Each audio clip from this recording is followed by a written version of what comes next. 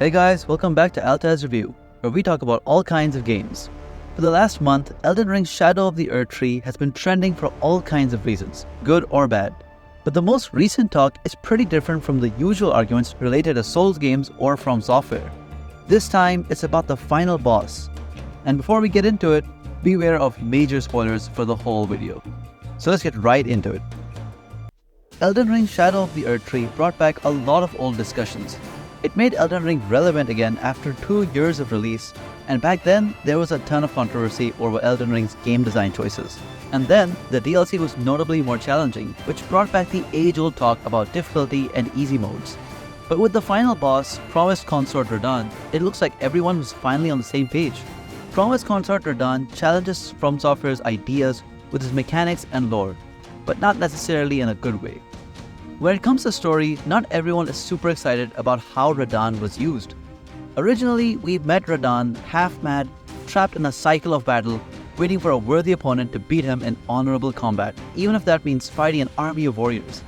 And whether you summon those warriors from the Radahn festival or if you chose to go solo, Star Scourge Radahn is one of the greatest and most memorable fights in Elden Ring. But in the DLC, Radahn seems to lose some of his impenetrable character as he ends up falling victim to Miquella's plans. And for once, it doesn't seem like Radahn is choosing his own path anymore. Until now, the lore showed us how far Radahn would go to achieve his own goals and defy anyone he doesn't agree with. Almost out of sheer spite, he held back the stars, defeated armies, pretty much beat Malenia and resisted the Scarlet Rot, and even learned gravity magic to keep riding his loyal horse, Leonard, all at the same time. And even after all that, he still managed to kick our butts several times. But as promised Consort Radahn, he's put into a position that he initially refused, fights us only because Miquella wants him to, and gets brought back to life, which really sours his honorable death in the first place. As promised Consort Radahn, he's no longer the warrior we once knew. It's cool to have Radahn be such an imposing character and get the spotlight for this DLC, but he could have been used a little bit better. But the more important part of the Radahn controversy is the boss fight itself. Radahn may be the only boss in Elden Ring, or even in From Software, to be considered entirely unfair, and going against several basic laws of Souls combat design. The only other boss fights in Elden Ring that compare are Malenia and Mohgwyn, kind of. Let me explain. Mohgwyn, Lord of Blood, is an amazing boss and he hits pretty hard. But he has an attack that has a 100% chance of hitting the player and deals tons of damage, forcing you to use multiple healing flasks just to survive the attack, or you can use a special reusable item that you need to find by completing a specific quest and exploring. For any other boss fight, you would always be able to get through attacks and boss moves by some level of skill. But here, you're almost forced to find and use an item, or just suffer regardless of skill. In the case of Malenia, the problem is more about her specific mechanics and how well they go together. She attacks fast and relentlessly and does a ton of damage with certain attacks, even with one hit. And worst of all, she heals with every hit. She heals even if you block, and her waterfall dance can reach you from anywhere, break your guard, and do a ton of damage. And since it hits so many times, it also gives her a ton of health if she hits you.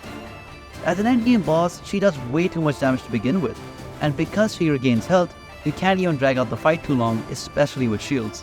In my opinion, the waterfall dance goes against FromSoft rules, because there's no actual reactive way to dodge her waterfall dance. Instead, you kind of have to trick her AI and mess with her tracking by moving in a circle around her and then dodge in really specific directions. This isn't really a skill-based reaction, it's not even trial and error.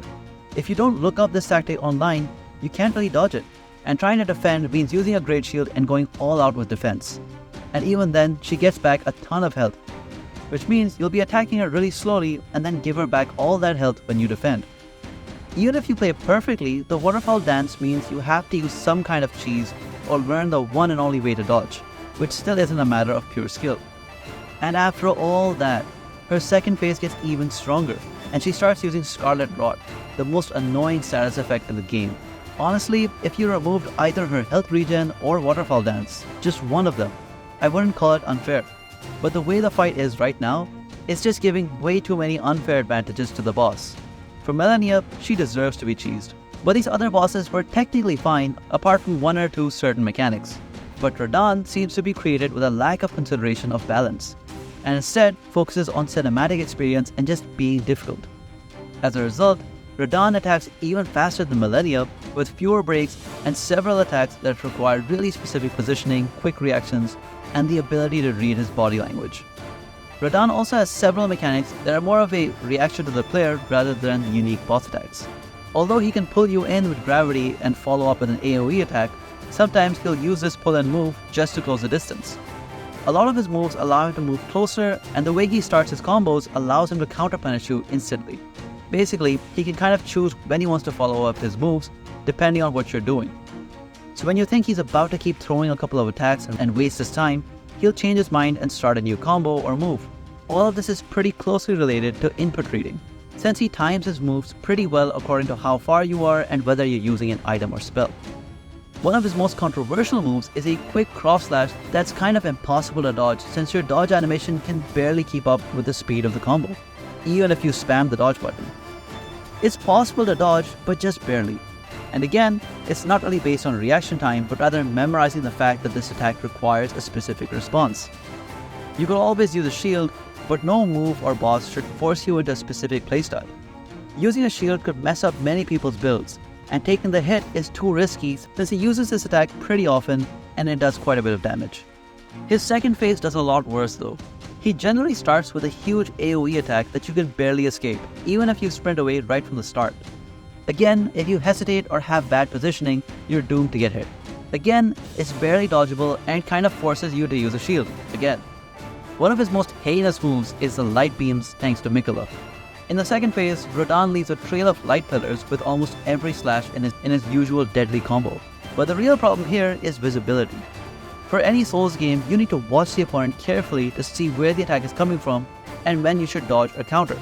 Like I mentioned before, Radahn really needs you to see his body language. But with the wall of light pillars constantly blocking your view, while doing decent damage if you touch them, you end up being blindsided by Radahn's next slice. Or if you saw his slice, you might take a hit by the light pillars. It's like a step back from FromSoft boss design, since it reminds us of fights like King of the Storm in DS3, where the camera lock-on is harder than blocking or attacking. Even if you have the skill to manage Radahn's new attacks, if you can't see, you're bound to take a few unnecessary hits. Radahn has a bunch of dashes and spamming attacks, and he quickly changes into his next attack, giving few opportunities to punish. There's no real format, which isn't necessarily unfair, but if you're using a bunch of Dragon Ball Z style attacks with the same efficiency as a real player, the fight becomes a little one-sided. Promised Consort Radahn is definitely beatable, but it feels like he's asking you to use all your overpowered tools to even stand a chance. In my case, I tried every cheese tactic possible to make the fight a little bit easier. Mimic Tier, Impenetrable Thorns, extra summons, a great shield build. I even tried to use Heal from afar to make the Mimic solo him. But at the end, it came down to good old Blasphemous Blade. And even then, it was a decent challenge. As many other YouTubers have said, losing to Radahn doesn't make you feel like you made a mistake. It just feels like Radahn isn't balanced enough to play normally. You either rely on RNG or use some overpowered build. It's not the worst boss ever, but it definitely doesn't reflect well on the From Software legacy, especially considering he's the final boss of an amazing DLC. Well, that's just my 2 cents on the Consort Radahn boss design. It looks like Elden Ring tried a bit too hard to wow the audience instead of sticking to FromSoft's own creativity. The DLC is still one of the greatest of all time, but this boss fight is a good way to remember some things not to do for their next games. But let me know what you guys thought about this boss fight and what other bosses came to mind. If you enjoyed the video, please like and subscribe. Until then, I hope I see you in the next video.